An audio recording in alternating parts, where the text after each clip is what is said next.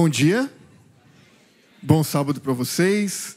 Sejam muito bem-vindos, vocês todos estão aqui no Teatro UOL, no Shopping Pátio Higienópolis.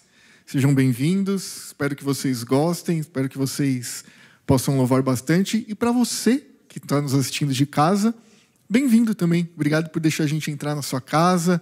Espero que você também consiga louvar e acompanhar. E fica o convite para você vir aqui conhecer a gente qualquer dia no Teatro UOL, aqui no Shopping Pátio Higienópolis. E eu preciso fazer um pedido muito importante, primeiramente. A comunidade quer conhecer você. O pastor Edson deve conhecer todo mundo aqui, porque na saída fica passando por ele, né? Mas nós precisamos conhecer quem você é. E para isso, a gente elaborou uma pesquisa simples, rápida, não é nenhum vestibular. E a gente precisa que você responda essa pesquisa. Para você que está assistindo em casa, você pode responder agora. Tem um QR Code aqui.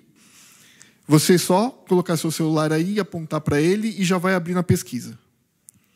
Se você não conseguir, por acaso, acessar por aí, e para vocês que estão aqui, tem o link na bio do nosso Instagram. Se você for lá na página do Instagram da comunidade, tem um linkzinho na bio que vai te levar para a pesquisa.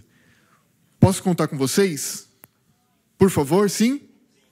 A pesquisa vai ficar disponível até 15 de julho. Tá? 15/7.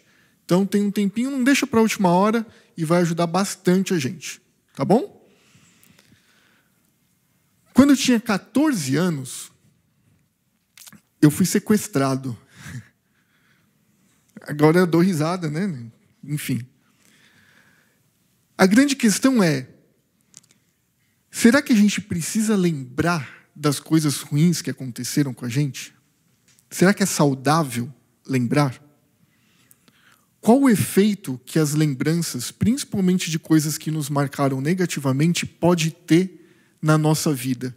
Será que o perdão e a reconciliação passam pela lembrança de coisas ruins que nos aconteceram? A série que começa hoje, no Fim da Memória, o pastor Edson, durante 5 sábados, vai explanar um pouquinho sobre o efeito da memória nessa questão do perdão e de conviver com isso e como a Bíblia age e fala a respeito das nossas memórias, como nós devemos agir com elas. Então, acompanhe essa série porque promete e vai nos ajudar a ter melhores memórias e ressignificar memórias ruins que nós tivemos. Vamos orar? Senhor Deus, obrigado por este dia, obrigado pela vida e pela oportunidade que temos de louvar o Teu nome. Que o Teu Santo Espírito habite neste lugar e que nós possamos sentir a Tua presença e render louvores a Ti. Nós te pedimos em nome de Jesus. Amém.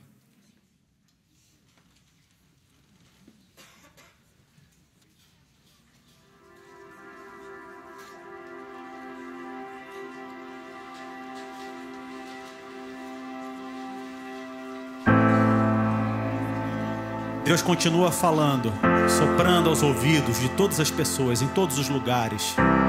Livre de muros, livre de prédios. É o Deus que fala comigo e com você. E é o mesmo Deus que te trouxe aqui nessa manhã.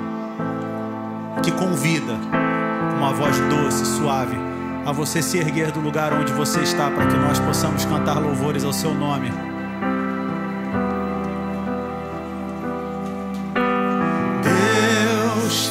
Quero andar contigo, ó Deus, ouvir a tua doce voz soprando no caminho. E ele diz: dizendo eu sou contigo, Deus.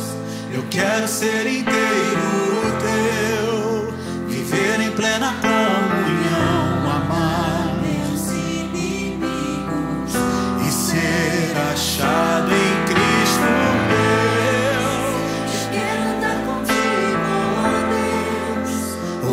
Sua doce voz soprando o caminho, dizendo eu sou contigo, Deus.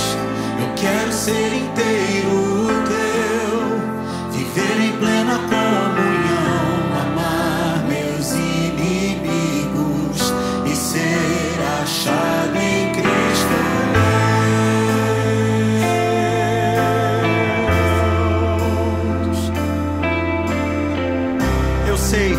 sei de um lugar bem melhor. Eu sei de um lugar melhor, bem melhor que está por vir. Tua voz soprou do deserto até. Eu sei de um lugar melhor, bem melhor que está por vir. Tua voz soprou do deserto até aqui. Eu sei de um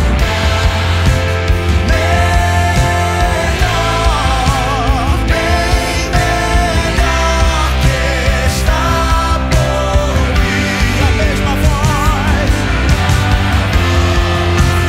soprou do deserto até aqui. Eu sei de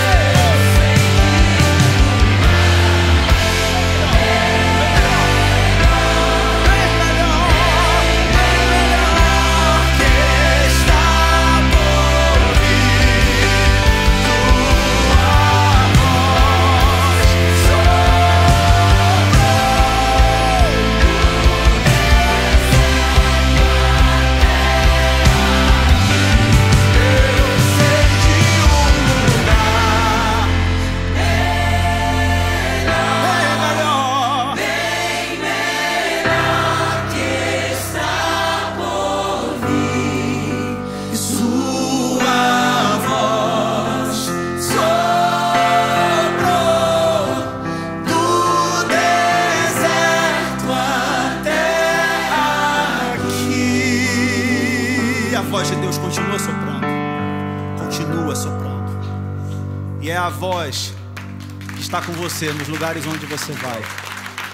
E é o mesmo Deus que acompanha você por onde você vai. Por mais que você se sinta sozinho, com medo, Ele é o Deus que te socorre no momento da angústia. Vamos cantar juntos. Não tenho tom, não tenho palavras, não tenho um acorde que me socorra agora. Tudo foi embora, só tenho você. Havia um silêncio que mostrou meus vícios. Me agarro contigo, vem, me socorra agora. Tudo foi embora, só tenho você.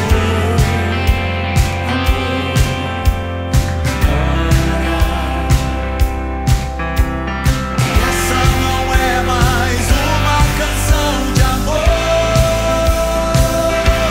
Eu canto pra ti, sei onde estou. Olhando pra mim, posso saber que nada sou. Eu canto pra ti, ó Deus, vem me socorrer. Olhando pra mim, posso saber que nada posso fazer.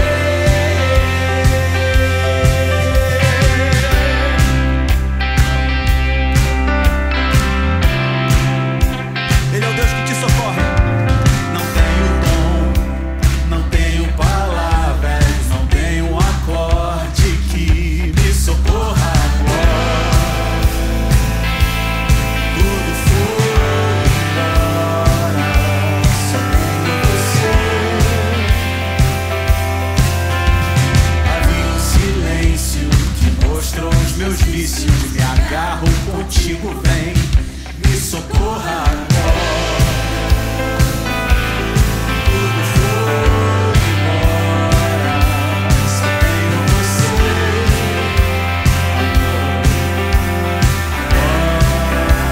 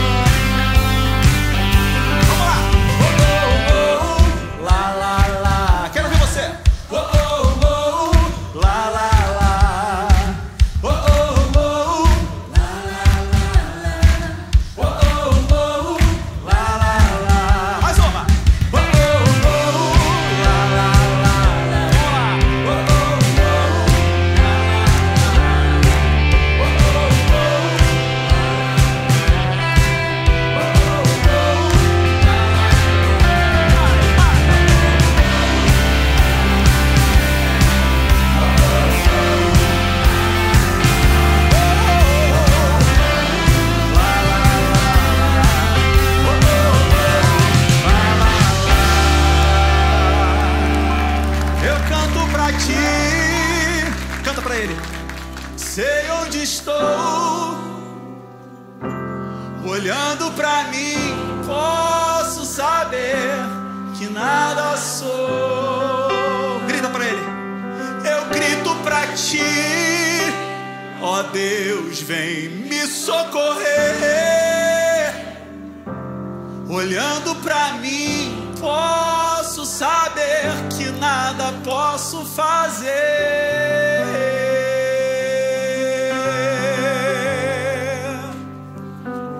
Ele é o Deus que te conhece. Conhece as suas limitações. Conhece a tua história, conhece a tua trajetória. Ele é o Deus que diz para você, ainda que você ande pelo vale da sombra da morte, você não precisa ter medo, porque eu estou contigo. Eu vou até o final contigo. Porque eu sou o seu Deus, eu sou a sua destra fiel, aquele que te sustenta nos momentos de maior dor, de maior incerteza. Os momentos em que você olha ao seu redor e que todos vão embora e que você se sente sozinho, que você se sente invisível e que você sente que não tem mais ninguém com você. Eu digo para você com toda certeza, Deus é contigo. Ele é o Deus que te ouve, que te conhece, que conhece a tua história, a tua trajetória, que te ama, te aceita e nunca te rejeita.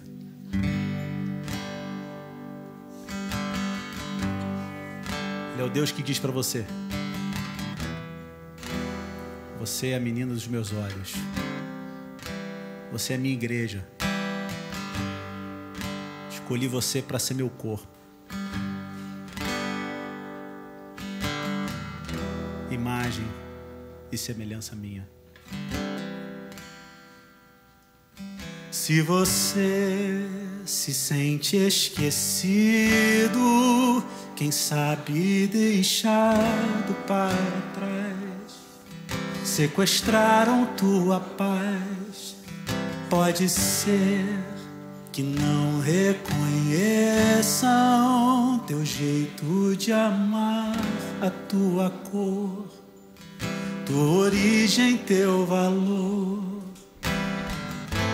Saiba que tua dor não foge aos olhos de quem te amou primeiro. Ouça bem, teu valor está no que ele diz a teu respeito. Menina dos teus olhos, eu sou aquele filho encontrado na estrada, imagem de tua face. Eu sou aquele a quem o mundo inteiro vê a glória.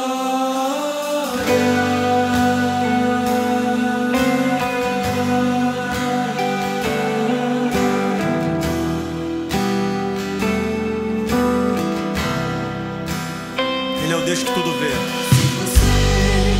Se sente invisível nas ruas e bares onde vai, tudo passa devagar. Se você grita em silêncio e já não consegue mais dormir, está cansado de fingir, saiba que tua dor não foge aos olhos de quem te amou primeiro. Ouça bem, teu valor está no que ele diz a teu respeito.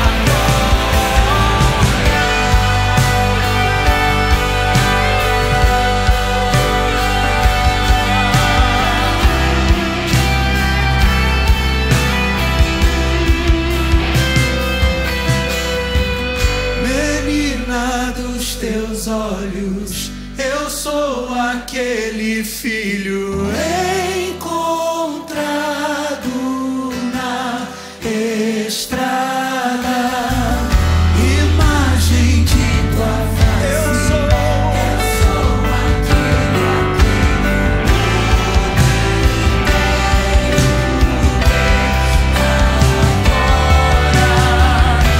imagem de tua face. Eu sou aquele a quem o mundo inteiro vê agora.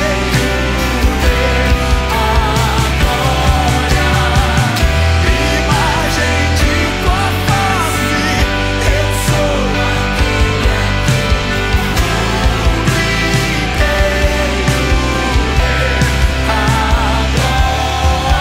vê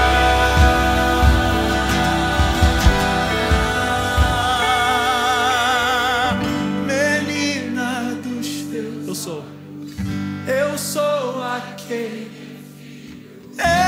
encontrado na estrada. Jamais se esqueça. Imagem de tua face.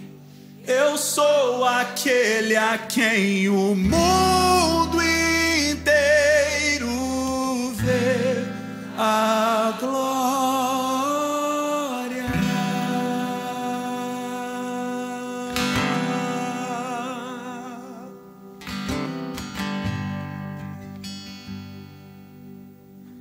Eterno nosso Pai, eterno nosso Rei, obrigado porque o Senhor não nos vê apenas como aquilo que somos. O Senhor nos vê também cobertos pelo sangue e pela graça de Cristo Jesus. E por isso somos como a menina dos teus olhos. Que o Senhor continue nos vendo assim, com esse amor, com esse carinho, com essa graça. Que a gente possa sentir isso no nosso coração, na nossa vida e no nosso dia a dia. De uma maneira especial agora, que através do Teu Espírito, a nossa mente e o nosso coração estejam abertos para ouvir a Tua palavra. Em nome de Cristo. Amém. Amém.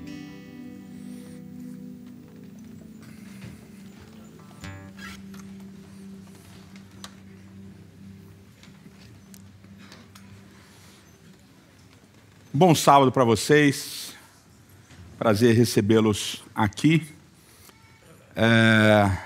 Semana após semana a gente recebe muitos visitantes, pessoas de muitos lugares. Recebemos gente do Rio Grande do Norte, Mato Grosso, Rio Grande do Sul, Minas Gerais, Rio de Janeiro, Espírito Santo, pessoal Canadá também, Portugal hoje e até Coreia do Sul, hoje de manhã. A gente recebeu pessoal dos Estados Unidos também. Então, Coreia do Sul foi longe. Assim, acho que ganhou de todo mundo até agora. Então, é muito bom receber vocês aqui. Vocês são sempre muito bem-vindos. Espero que vocês tenham uma experiência com Deus e que vocês saiam daqui com alguma mensagem que possa mexer no coração de vocês e melhorar a jornada aqui nessa terra. A gente está começando uma série nova, série chamada O Fim da Memória.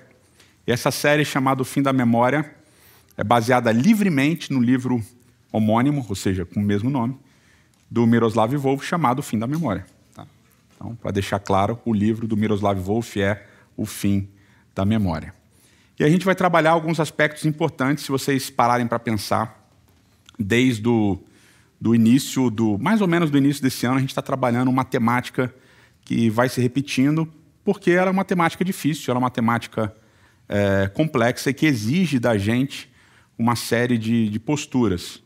Desde os discípulos e o reino, passando por exclusão e abraço, Jonas e agora Fim da Memória, a gente está lidando com a ideia de que é preciso, como seguidores de Cristo, perdoarmos os nossos inimigos, amarmos os nossos inimigos e estarmos dispostos a dar esse salto, essa mudança de perspectiva, principalmente daquilo que a gente vive como sociedade atualmente, né? Acho que desde sempre, mas atualmente é pior. E a memória é aquilo que constrói o que nós somos, né? Nós somos feitos das memórias que a gente teve. A gente é feito daquilo que a gente construiu, né? Das pessoas com quem a gente se relacionou, dos livros que a gente leu, dos filmes que a gente viu. Tudo isso vai criando essa memória, esse tecido de memória que vai formar, que vai construir quem nós somos. A nossa infância, a memória da nossa infância, os nossos gostos, as nossas necessidades, tudo isso vai sendo construído a partir dessa memória. A memória, lembrar, né, das coisas que a gente viveu, é um pouco do que a gente é, né, do que a gente vive, do que a gente sente e assim por diante. Mas não é só isso. A memória ela também ativa os nossos sentimentos, né? Geralmente, quando a gente lembra das coisas, a gente revive aqueles sentimentos, né? E não precisa nem ser uma memória muito longa, pode ser uma memória muito próxima também, você revive os sentimentos. Como, por exemplo, não sei se vocês já passaram por isso, eu passo por isso de vez em quando. A Vanessa sonha com uma coisa e o sonho é tão real, e no sonho eu fiz alguma coisa ruim, e ela acorda com raiva de mim, né? E toda vez que ela lembra do sonho, ela tem raiva de mim. Então não precisa nem ser uma memória muito distante, pode ser uma memória próxima.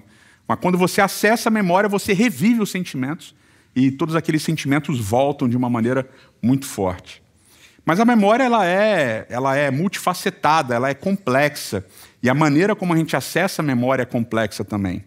Porque não é que a memória apenas nos forma, a memória também é moldada por nós hoje. Então a gente acessa a memória do passado e a gente vai modificando algumas coisas. A gente lembra de algumas coisas, outras coisas a gente não lembra. E a gente vai construindo essa colcha de retalhos que é a memória. Ela não é estática, ela não é monolítica. Ela é uma construção também, né? Ela aconteceu, isso moldou você, mas ao mesmo tempo você molda a memória. Você escolhe lembrar de certas coisas, esquecer outras, e você vai, muitas vezes, modificando as memórias. E você pode ver isso em casais que já estão juntos há muito tempo, que eles lembram as coisas de maneiras diferentes, né? Isso às vezes dá umas briguinhas interessantes, né? Então, por exemplo, eu tinha 10 anos de idade e eu era muito apegado com o meu avô materno, né?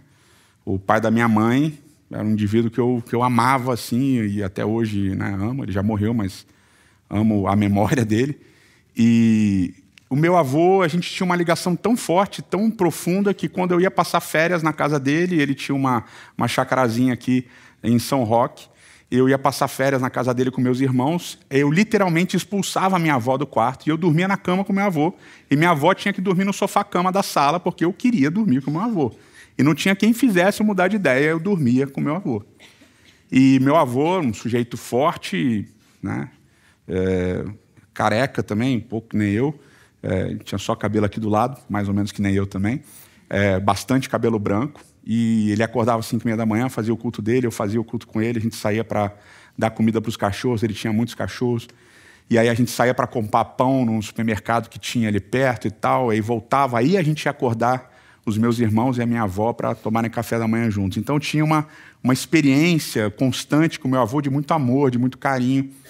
E não lembro, né, porque esse meu carinho pelo meu avô provavelmente me fez apagar momentos em que meu avô foi duro comigo, ou brigou comigo, eu simplesmente não lembro desses momentos. Mas o meu avô teve câncer no estômago.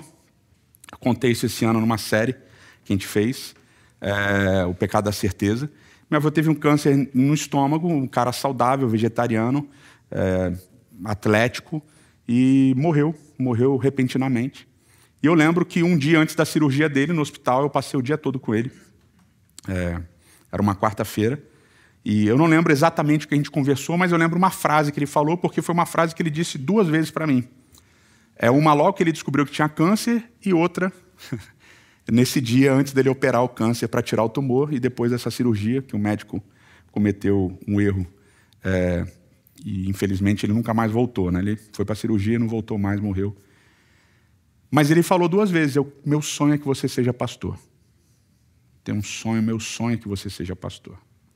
E naquele ano, 1990, e vocês podem fazer as contas aí, eu tinha 10 anos, meu avô morreu naquele ano, mas no início daquele ano, meu avô morreu para o final do ano, em novembro, mas no início daquele ano, em abril, eu preguei pela primeira vez na minha vida. Dia Mundial dos Bravadores, abril, um uniformezinho bonito, lenço, tal, papapá. Eu preguei, e preguei falando sobre 1 Coríntios 13, falando sobre amor. o que o amor é, o que o amor não é, que a gente vê em parte, etc. Um sermão que o meu tio, que era pastor, fez para mim, para eu pregar. Então, foi muito interessante, né, nessa experiência de pregar. Eu preguei mais uma outra vez na minha infância, quando eu tinha 12 anos, e depois só preguei quando fui fazer faculdade de teologia. Então, na minha infância, eu lembro de ter pregado 2 vezes. Eu lembro, isso é baseado em fatos, não é uma memória maluca, né? Baseado em fatos. Eu preguei 2 vezes. Mas eu fazia uma outra coisa na igreja toda semana. Eu tocava instrumentos na igreja. Participava da música da igreja. Tocava numa orquestra que a igreja tinha. Eu toquei flauta doce. Toquei flauta doce, soprano, contralto, tenor e bass, né, abaixo. Toquei tuba e toquei bombardino. Então, minha formação... E toquei oboé também, mas não deu... Eu não era tão bom no oboé, eu não conseguia entrar na orquestra como oboísta, né? Só como tubista. Tubista é só pó, pó, pó. Então, é tranquilo. O oboé precisava de um pouquinho mais. Eu tentei fazer piano, a professora de piano falou assim, você não tem jeito com piano, não é sua área. Eu podia ganhar seu dinheiro o resto da vida, mas você não vai mandar bem. Porque a minha mão direita e a esquerda, elas não conseguiam tocar ritmos e notas diferentes. Então, não rolava fazer piano, né? E eu toquei na orquestra da igreja dos meus 8, 9 anos, até os 17, 18, quando eu fui fazer teologia. Então, a minha experiência de igreja era muito relacionada à música da igreja. Então, cara, era impactante, eu tocava o tempo todo, estava todo sábado. Mas as lembranças impactantes de verdade da minha vida não foram musicais. Foi de eu ter pregado 2 vezes. Vocês percebem? Então, quando eu acesso a memória da minha infância com a igreja, eu acesso a memória a partir dos dias que eu preguei. Assim, olha, eu preguei quando eu tinha 10 anos, eu preguei quando eu tinha 12, e aquilo me marcou profundamente, eu me tornei um pastor. Agora, o quanto do que eu sou hoje influencia a maneira como eu lembro ontem? Será que o que eu sou hoje não me ajuda a lembrar desse passado mais marcadamente daquelas coisas que me ajudaram a ser o que eu sou hoje? Será que a parte musical também não teve uma consistência, alguma coisa na minha formação? Então, o meu presente, o que eu sou hoje, também ajuda com que eu olhe o passado ou me faz olhar um passado de uma maneira enviesada. De uma maneira diferenciada. Para comprovar o meu compromisso com o pastorado que eu tenho hoje. Vocês estão entendendo? Então, aquela memória, aquele fato, aquela ocorrência do meu avô dizer, meu sonho é que você seja pastor, me ajudou a construir a imagem de que eu seria um pastor. Mas isso não veio sozinho. O fato de eu hoje ser pastor me ajuda a lembrar daquilo de antigamente com outro olhar. Com uma outra luz sobre aquilo. E muitas vezes a maneira como eu enxergo o futuro também me ajuda a escolher as memórias e os pensamentos que eu vou ter agora e acessar essa memória hoje. Por exemplo, isso eu gosto de falar em casamento. Aliás, eu amo fazer casamento, eu adoro fazer casamento. Eu faço vários casamentos. Nem todos dão certo, mas a culpa não é minha também, né? É das pessoas, não tem nada a ver comigo. Não joguem isso sobre mim. Mas eu amo fazer casamento. E é engraçado que as pessoas até comentam, uma semana atrás, um casal que fez o casamento bem recente, eles estiveram aqui na comunidade, vieram falar comigo, falaram assim, nossa, pastor, minha família ficou impressionada, você chorou o casamento todo e tal.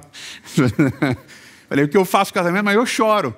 A noiva entra, eu choro. Aí eu estou falando lá, na hora que eu falo eu não choro, mas depois eu fico chorando nos votos e tal, eu fico meio emocionadinho e tal. Por que eu gosto de fazer casamento? Porque eu acho que tem uma coisa que é muito impactante na ideia de você viver um relacionamento duradouro, né? Porque quando a gente casa, a gente espera que o casamento seja duradouro, né? Assim que a gente faz. E a ideia é que a memória, ela constrói o relacionamento de uma maneira extremamente importante. Tá? Extremamente importante. Como? Quando você casa e você vê o seu parceiro ou sua parceira, você vê e você tem sentimentos naquele dia. Ok, a semana anterior do casamento é um estresse só, geralmente o pessoal briga, e é a cor do guardanapo, e é o cara do som que furou, e tem um monte de estresse naquela semana que antecede o casamento. Ok, mas no dia, e eu lembro do dia que eu casei. Aí eu estou lá na igreja, né, lá na frente, do lado do pastor, aí entra a Vanessa. E, assim, 99,99999% das vezes as noivas são deslumbrantes. E eu falo assim porque sempre tem alguém que fala, eu fui num casamento que a noiva não estava bonita. Então é por isso que eu falo 99,99999. Porque todos os casamentos que eu fiz, eu achei a noiva linda. Então, eu gosto, acho bonito. Eu vi a Vanessa entrando, talvez seja por isso que eu acho as noivas bonitas, que eu vi a Vanessa entrando e falei assim, primeira coisa que eu vi quando ela entrou na igreja com o pai dela, assim, caraca, dei sorte. E já abri um sorriso, assim, mano, mandei bem. Caraca, ela estava linda, estupenda, estonteante. E essa memória é uma memória, para mim, extremamente forte. Toda vez que eu vejo o vídeo, faz tempo que eu não vejo, a gente tem que até rever isso daí, que eu vejo o vídeo, eu lembro daquele sentimento que eu tive, dela entrando, sabe? Ela vindo assim, eu falei... Aí ela começou a chorar, eu falei, não quer casar comigo e tal. Mas ela parou depois, casou. Mas eu lembro dela entrando, eu falei, cara, foi impactante, foi bonito, eu tive vários sentimentos que se misturaram naquela hora, eu falei... Caramba, sabe? Um sentimento assim de plenitude, de você olhar e falar, cara, é isso. E é óbvio que o casamento não é só isso, né?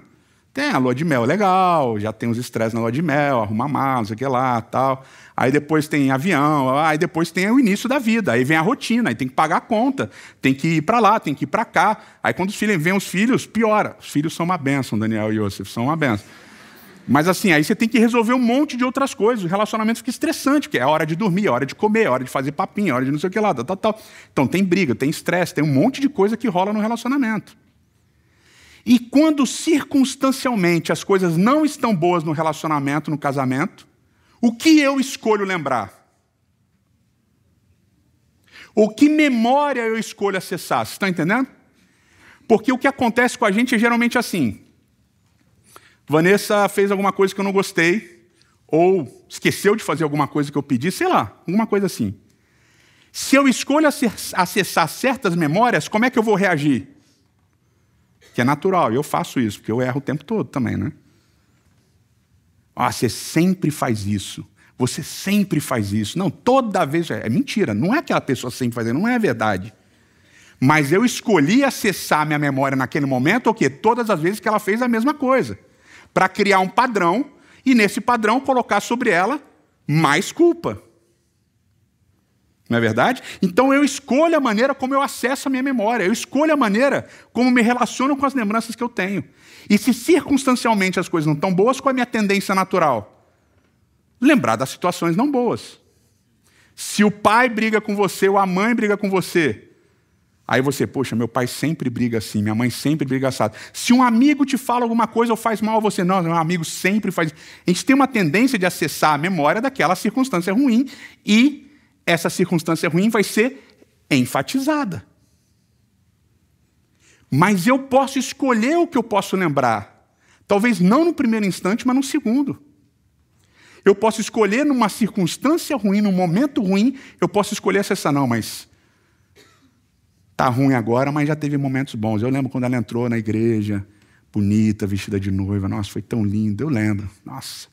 Foi demais. Eu lembro quando ela fez isso, eu lembro quando ela fez aquilo, eu lembro quando a gente experimentou isso, quando a gente viajou para tal lugar, eu lembro. E eu escolho acessar momentos que vão para além das circunstâncias ruins que eu estou vivendo. E esse é o poder da memória. Por isso que a memória é tão magnífica e tão confusa muitas vezes. Porque a gente tem um poder sobre ela. E se eu planejo no meu futuro continuar casado com a Vanessa, eu preciso moldar as minhas memórias a partir disso. Porque se eu planejo amanhã estar com ela, hoje eu preciso lembrar do quê? Das coisas boas que a gente viveu. Porque se hoje, circunstancialmente, as coisas são ruins, eu preciso lembrar que ontem elas foram boas. Para que eu continue amanhã na mesma jornada. Porque no momento em que hoje eu decido só lembrar das coisas ruins e hoje está ruim, qual é a tendência? De que não existe amanhã. Não é verdade? Agora vamos pensar, e isso é a parte dolorosa, né? Porque a gente não vai falar de relacionamento marital, a gente vai falar de relacionamento com Deus e com as pessoas que nos trataram mal, que nos injustiçaram, que foram violentas, que foram abusivas com a gente. Como é que a gente acessa a memória de uma violência que a gente sofreu? Como é que a gente acessa a memória de um abuso que a gente sofreu, ou verbal ou físico? Como é que a gente acessa essas memórias? Como é que a gente lembra dessas situações que foram limites, ou ultrapassaram os limites? Isso vai ser determinante para a construção de quem a gente é hoje e de quem a gente vai ser amanhã também. E eu sei que tem terapeutas aqui que podem falar com mais propriedade do que eu. Tem muitas vezes que pessoas que, em face de abusos ou de violências, elas escolhem enterrar as memórias e nunca mais lembrar daquilo. E guardam, achando que está escondido e não vão lembrar, mas está constantemente lá. Escondem os traumas para não ter que lembrar dos traumas. E hoje está na moda, mas não é que seja uma modinha, é uma moda boa, falar de literatura do trauma. De pessoas que vivenciaram traumas, de pessoas que vivenciaram situações abusivas e violentas e escrevem sobre isso e lembram disso o tempo todo. E um deles, talvez o mais famoso, Elie Wiesel, ele escreveu bastante sobre o que ele experimentou no Holocausto. Uma trilogia, outros livros, todos falando sobre a experiência do Holocausto. Onde, por uma visão política, econômica e científica do mundo, um grupo de pessoas resolveu matar as outras. Ciganos, homossexuais, judeus, esquerdistas, todos eles colocados em campos de concentração e boa parte deles mortos. E os sobreviventes, ao saírem de lá, vão ter que lidar com as suas memórias, vão ter que lidar com as suas feridas. Eu não vou explorar isso agora, mas eu vou mencionar, a gente tem dois autores muito, digamos, importantes falando sobre isso, além do Elie Wiesel, Viktor Frankl e o Primo Levi. E eles seguem caminhos completamente distintos para lidar com o trauma que eles viveram. Porque não existe uma maneira só de lidar com trauma. Mas talvez todos, ao lidarem com trauma, eles vão seguir um princípio muito básico, que é o princípio que Elie Wiesel vai declarar várias vezes, inclusive no discurso dele do Prêmio Nobel. A memória é um caminho de redenção, a memória é um caminho de salvação. É preciso lembrar. É preciso lembrar, inclusive, o mal que nós sofremos. É preciso lembrar, inclusive, as injustiças que nós sofremos, as violências que nós sofremos. E por que motivo é importante a gente lembrar? Por quê? Se vai causar dor, se a gente vai reviver, se as feridas que já estavam quase fechando vão se abrir de novo. Eu lembro quando o Daniel, já contei isso para vocês, ficou no hospital, e depois que ele saiu do hospital, depois de quase morrer, todo mundo vinha perguntar o que tinha acontecido. E a Vanessa um dia estava meio chorosa, ela falou assim, eu não aguento mais, porque toda vez que me perguntam, eu experimento a mesma dor, a mesma insegurança, o mesmo desespero que eu enfrentei no hospital. Então, por que lembrar se causa dor? A gente pode enumerar pelo menos 4 motivos importantes, pelo menos 4. Primeiro, reconhecimento. Quando você lembra o que aconteceu e você expressa, você conta, você torna público aquilo que aconteceu, você reconhece o seu papel. E você reconhece o papel do outro. Então, se você sofreu injustiça, se você sofreu violência, você precisa lembrar para reconhecer quem foi o abusador, quem foi o violentador, quem foi o que te fez injustiça. Para você entender o seu papel como vítima do processo. E colocar o outro no lugar dele, de perpetrador da violência. Mas se você causou a violência, você precisa lembrar para reconhecer também o seu papel. E essa parte é ruim, que a gente não gosta. Lembrar de momentos que a gente foi ruim, que a gente foi mal, que a gente fez o mal, é péssimo, a gente não gosta, a gente odeia. Eu fazia isso com meus pais, agora meus filhos fazem isso comigo, né? Pai, lembra quando você fez isso, isso e isso? Lembra quando você bateu na gente? Eu tenho trauma dos dias que eu bati, né? Mas eles fazem questão de lembrar, né? Lembra quando você bateu? Eu fazia isso com meus pais e ria. Agora eu entendo a dor que causa. Mas a gente precisa reconhecer os dias que a gente foi mal também. Para entender o nosso papel na história do outro. E o papel do outro na nossa história. Quando eu fui violento e quando eu sofri violência. Lembrar dessas histórias e verbalizar essas histórias ajuda a gente a entender o nosso lugar. E reconhecer os lugares também, não deixar que muitas vezes o que foi violento passe desapercebido. Segundo motivo, vocês devem imaginar, proteção. Quando a gente relembra as histórias, essa parte do Holocausto, as vítimas do Holocausto, sobreviventes, eles bateram firme nessa tecla durante muitos e muitos anos. Quando você lembra aquilo que aconteceu, você protege para que aquilo não aconteça de novo. Você protege as vítimas para que não aconteça de novo. E mesmo, galera, com todo lembrar que museus do Holocausto, que comunidades judaicas ao redor do mundo fizeram durante décadas e décadas e décadas, nunca na história do mundo, depois da Segunda Guerra, houve tantas células neonazistas espalhadas pelo mundo todo. Mesmo lembrando. Então a gente precisa lembrar mais para proteger as vítimas para que não aconteça de novo. Terceiro aspecto do porquê é importante lembrar de coisas que acontecem com a gente, ruins. Para a gente ter solidariedade. Quando a gente lembra de uma coisa, de uma situação que a gente passou, quando a gente lembra de um momento ruim na nossa vida que a gente sofreu, isso ajuda a gente a ter empatia e solidariedade com as pessoas que estão ao nosso redor. Um exemplo bobinho, bem idiota, é quando você tem criança pequena. Sabe aquela fase dos 6, 7 meses que a criança começa a comer papinha? Mete a mão na papinha, aí passa a papinha na cara, joga a papinha na parede, e a cozinha ou o restaurante, se você tem coragem suficiente de levar no restaurante, fica aquela bagunça. Sabe como é que é? Aí quando você não tem filhos e olha para aquilo, a primeira coisa que se diz é: isso é absurdo, esses pais não dão educação para as crianças. Isso é absurdo, meus filhos nunca vai acontecer isso. Aí você tem filhos, aí acontece com você. E o sentimento que você tem quando acontece com você é o sentimento de vergonha, né? Você fica envergonhado, seu filho está causando aquele alvoroço no restaurante, derrubando tudo, tal. E você fica ali tentando controlar a criança. Não joga comida nos outros, né? Não joga comida nos outros, não deixa cair no chão, não sei o que lá, tal. Rapaz, você fica nervoso. Mas aí quando seus filhos crescem, eles começam a comer com garfo e faca, porque isso acontece em um momento, viu? Eles realmente, em algum momento, eles começam a comer com garfo e faca. É um milagre. E não derrubar a coisa no chão também é outro milagre, acontece. Aí você vê os pais passando por aquilo e qual é o seu sentimento? Essa fase é difícil.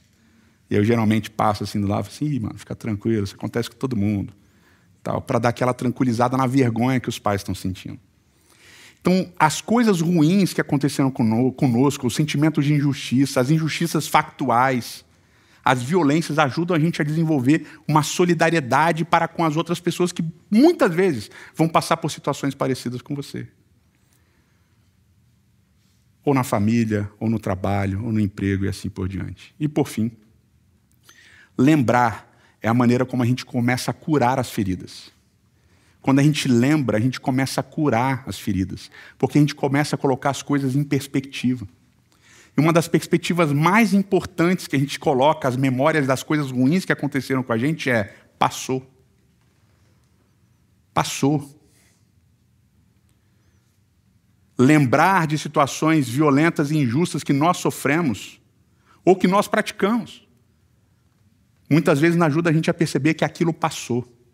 E porque passou, há uma nova oportunidade da gente não sofrer ou não causar sofrimento. Por isso que lembrar é tão importante. E no Pentateuco, nos 5 primeiros livros de Moisés, aparece 5 vezes o verbo lembrar, que é da raiz zahar, aparece 5 vezes como uma ordem. Deus mandando o povo lembrar de alguma coisa. Isso é um parênteses. A primeira vez que eu vou falar só da última, mas é um parênteses. A primeira vez é na Páscoa, Êxodo capítulo 13. Deus fala para o povo lembrar que ele estava fazendo aquilo, etc. e tal, que ele estava libertando o povo do Egito. A segunda vez é Êxodo capítulo 20. Vai falar sobre o 4º mandamento, sobre o sábado. Lembrar, é a segunda ordem. Terceiro mandamento é em Deuteronômio capítulo 7. Aí ele vai falar para Israel não ter medo das nações que eles vão encontrar em Canaã, porque eles precisam lembrar do que Deus já fez por ele naquela jornada até ali à beira de Canaã, para entrar em Canaã. A 4ª e a 5ª vez são meio bizarras. A 4ª vez Deus pede para o povo lembrar o que ele fez com Miriam. Né? Não sei se vocês lembram da história de Miriam. Miriam é irmã de Moisés. Miriam falou mal de Moisés, ela ficou fazendo fofoquinha com Moisés e tal. Aí Deus, como um pai, foi lá e puniu Miriam, deu lepra para Miriam.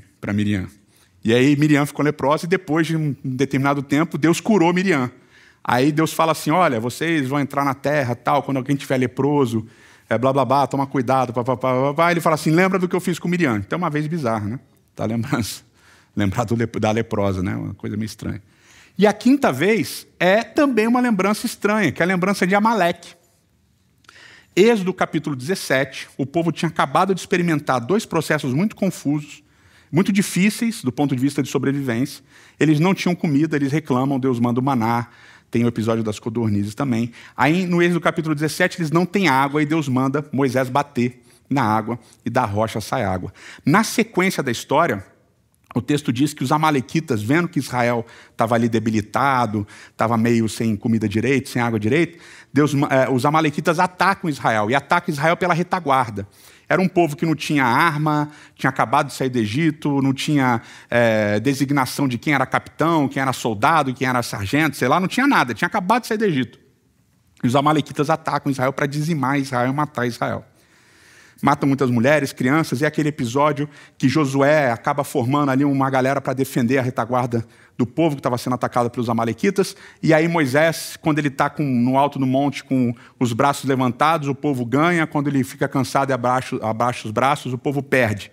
Aí eles colocam 2 pedras, não funcionam, aí fica lá Arão e mais um segurando os braços de Moisés, e eles acabam ganhando. Aí lá em Deuteronômio capítulo 25, Deus fala assim, ó, lembre-se do que os amalequitas lhes fizeram no caminho quando vocês saíram do Egito. Quando vocês estavam cansados e exaustos, eles se encontraram com vocês no caminho e eliminaram todos os que ficaram para trás. Não tiveram temor do Senhor. Eles mataram a galera mais velha, as crianças, as mulheres, foram matando todo mundo que estava na retaguarda. Tá? Quando o Senhor, Deus de vocês, der descanso de todos os inimigos ao seu redor na terra que lhes dá para dela tomarem posse como herança, vocês farão que os amalequitas sejam esquecidos debaixo do céu. Não se esqueçam disso. Então Deus fala assim, olha, não se esqueçam do que os amalequitas fizeram. Não se esqueçam. Eles atacaram vocês no momento de vulnerabilidade, no momento que vocês estavam fracos. E mataram todo mundo que era velhinho, criança. Mataram as pessoas que estavam ficando para trás, que não eram os mais fortes. Foram maus. Não esqueçam. E quando vocês entrarem na terra, eliminem os amalequitas. O povo entra na terra, é abençoado, e esquece dos amalequitas. Os amalequitas ficam lá. Saul, muitos e muitos séculos depois, tem a chance de matar os amalequitas, não mata. Esquece também, deixa um rei viver lá. O nome do rei amalequita era Agag.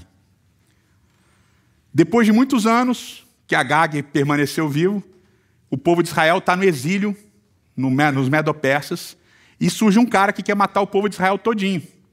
E faz o rei Medo-Persa assinar um decreto dizendo que qualquer cidadão do reino pode matar os israelitas. O nome do cara era Amã, o Agagita. Ou seja, o Amã, descendente de Agag. Então aqui vem uma dimensão muito importante da gente lembrar. A gente precisa lembrar para não cometer os mesmos erros. A memória principal dela, das coisas ruins, é não cometa os mesmos erros. Se você passou por uma situação específica, num relacionamento abusivo, você sabe quais são as marcas do abusador. Você sabe como ele se comporta. Mas muitas vezes o abusador, o violento, ele tem um disfarce bonito. Ah, mas ele me mandou flores. Ah, mas ele foi romântico. Ah, mas ele não sei o que lá. Não, mas ela não sei o que lá e tal. E você entra nos mesmos relacionamentos o tempo todo. Lembra do que aconteceu e se protege. Mas a principal dimensão da memória, da parte curativa da memória, é que quando Deus fala para Israel lembrar do ataque de Amaleque, fica aqui subentendido o seguinte: eu ganhei, eu dei a vitória para vocês, eu livrei vocês dos amalequitas. E outra, eu vou dar descanso para vocês dos amalequitas, porque eu vou acabar com eles.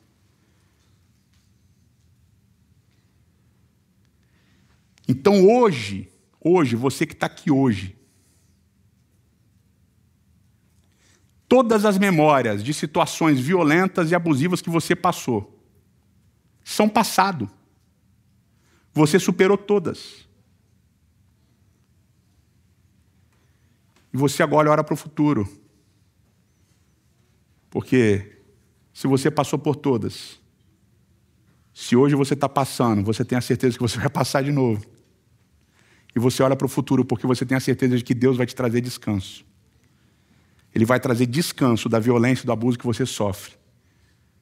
E Ele também vai trazer juízo, descanso para os que sofrem da violência que você pratica.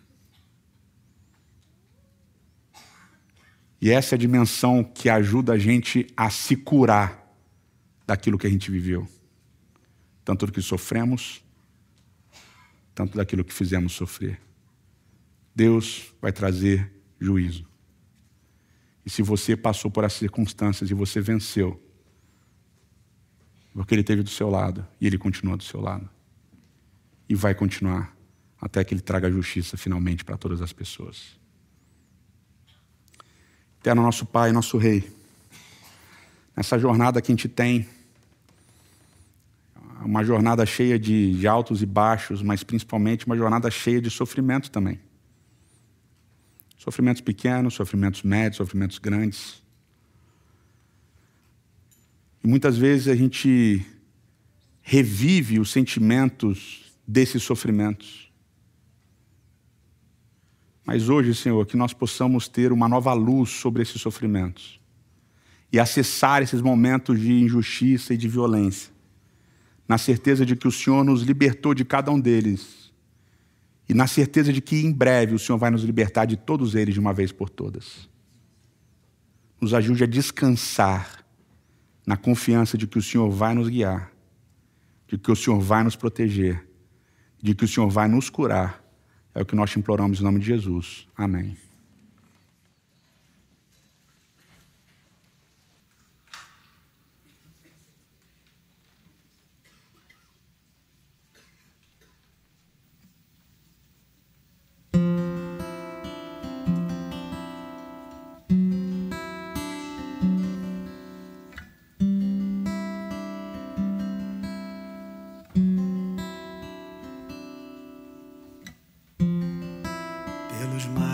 Mais desertos, naveguei nos mais diversos tipos de dor, revelado a mil mistérios, descobri que atrás do monte havia terror. Enfrentei os meus infernos pra perceber de uma vez que o maior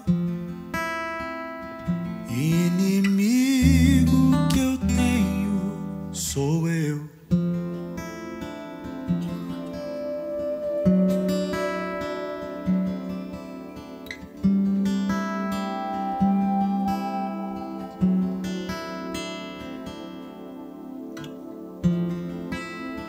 Resta da viagem, que momentos e paisagens fotografei. São retratos de uma história que revelam outra glória em outro lugar. Se me resta outro descanso, preciso crer e morrer para entrar no descanso que o Eterno me prometeu.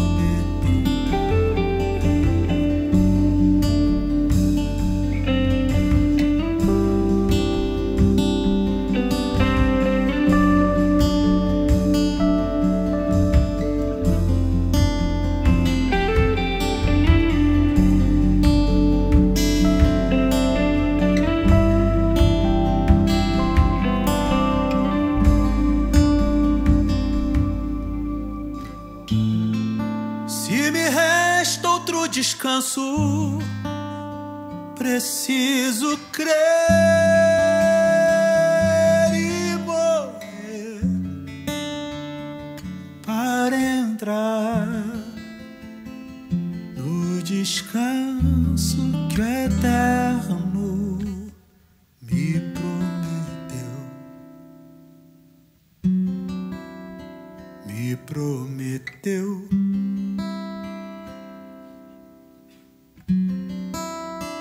Me prometeu.